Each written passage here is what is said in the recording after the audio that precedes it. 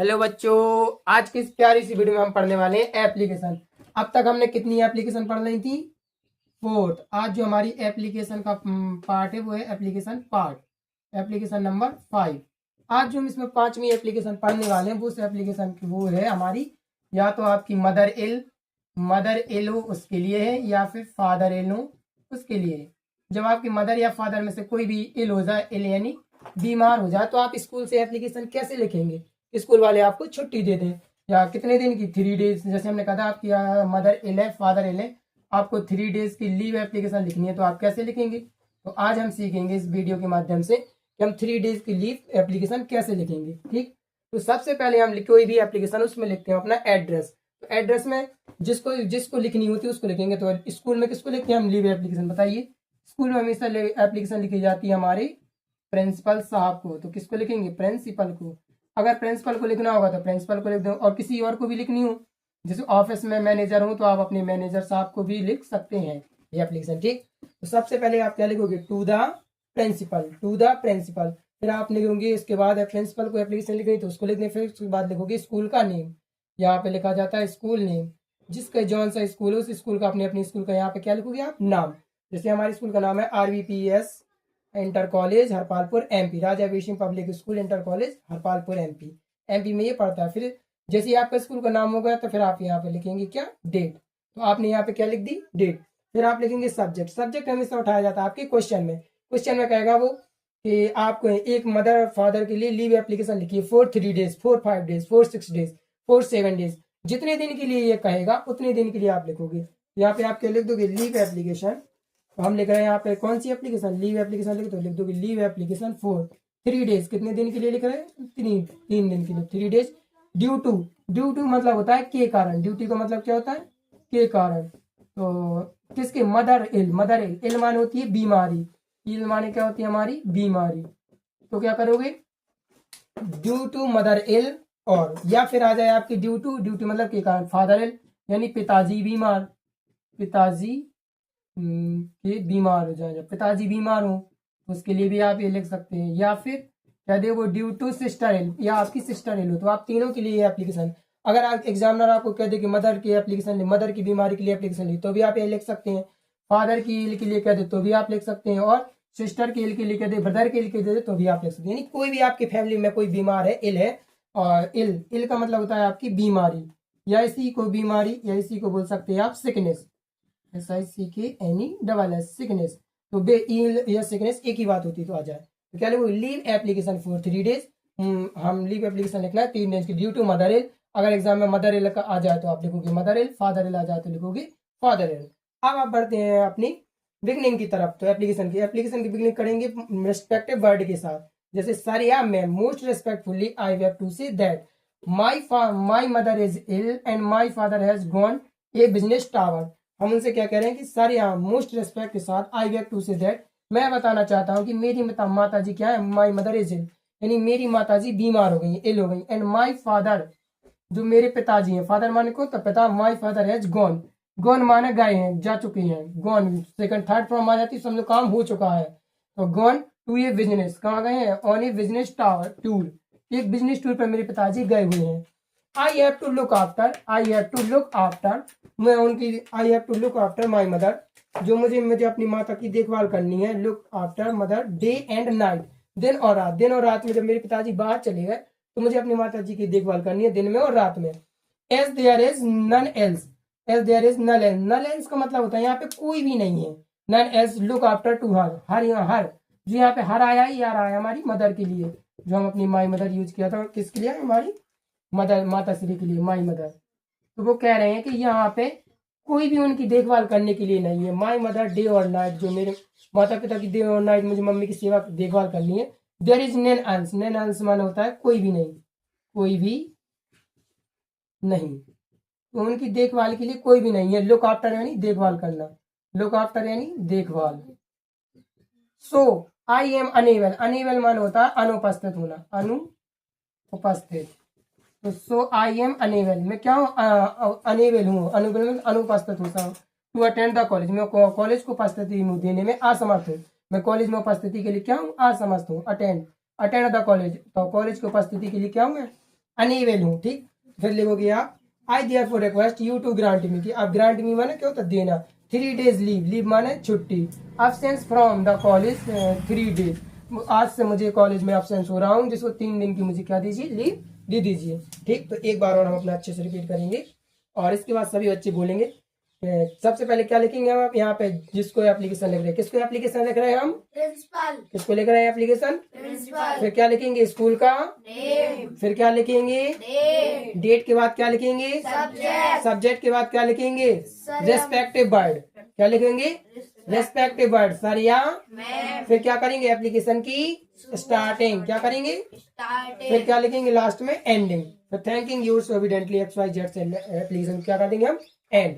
अब आप लोग रिपीट करेंगे, इसी वीडियो के माध्यम से याद करेंगे। To the principal, to the principal, Raja Veer public school inter college Hamir Harpalpur MP।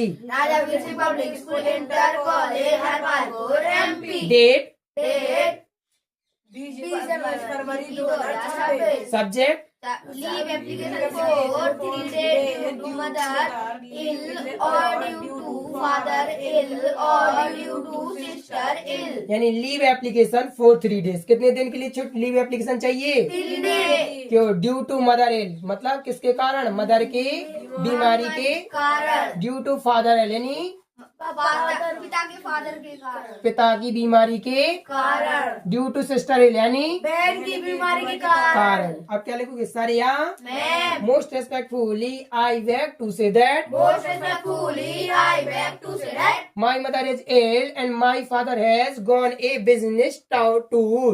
my mother is ill and my father has gone a business tour. क्या कह रहे हैं कि मोस्ट रेस्पेक्टफुली, बहुत ही मैं आदर के साथ आपसे बताना चाहता हूँ। बैग माने से माने क्या होता है, से माने कहना। मोस्ट रेस्पेक्ट के साथ मैं कहना चाहता हूँ कि मेरी मदर क्या है, बीमार एंड माई फादर कहाँ गए हैं, एक बिजनेस टूर। कहाँ गए हैं मेरे पिताजी, Business tour. I have to look after my mother. I have to look after my mother कितनी करनी है देखभाल उनकी, day or night. डे और Night. I have to look after my mother day और Night. I have to look after my mother day और Night. मुझे अपनी माता की वो देखभाल कब करनी है, दिन और रात रात में। में। So there is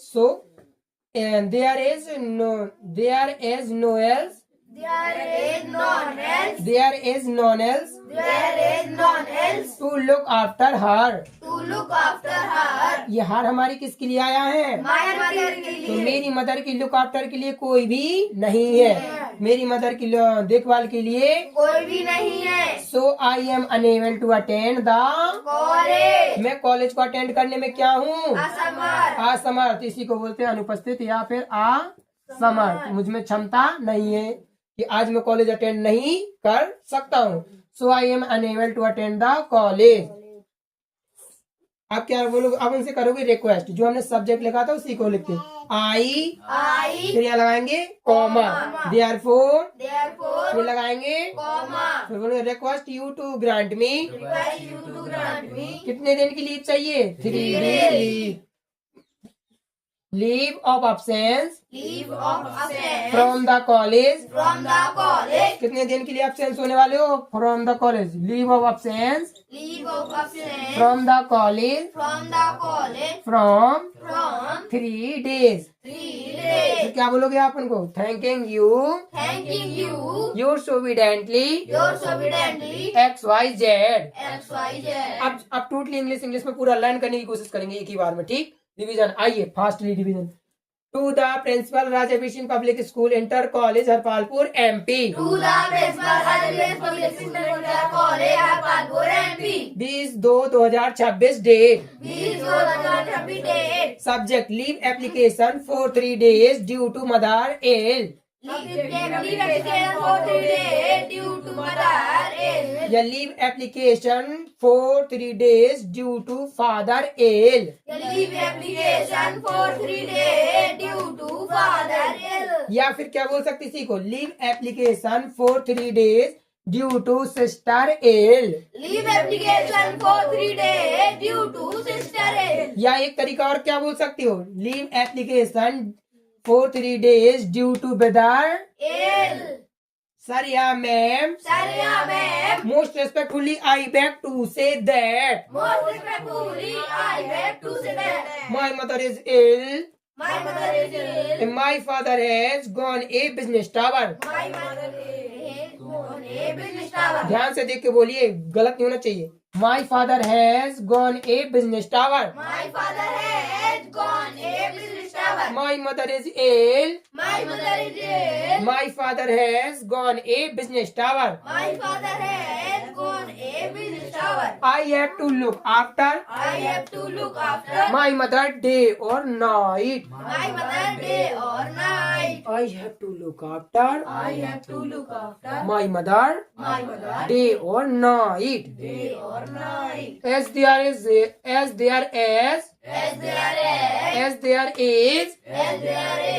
none else to look after her mother. None else to look after her. none else to look after her. As there is none else to look after hers. none else to look after her. her. या बोल सकती इसी को क्या? As there none else. As there none else. As there is none else As there is none else to look after my mother. to look after my mother. कि मेरी माता जी की देखभाल के लिए कोई भी नहीं है. So I am unable to attend the College. So I am unable to attend the College. इसलिए मैं क्या हूँ? कॉलेज को अटेंड करने में असमर्थ. So I am unable to attend the College. I therefore request I therefore request you to grant me 3-day leave. you to grant me 3-day leave. I therefore request I therefore request you to grant me 3-day leave you to grant me 3-day leave.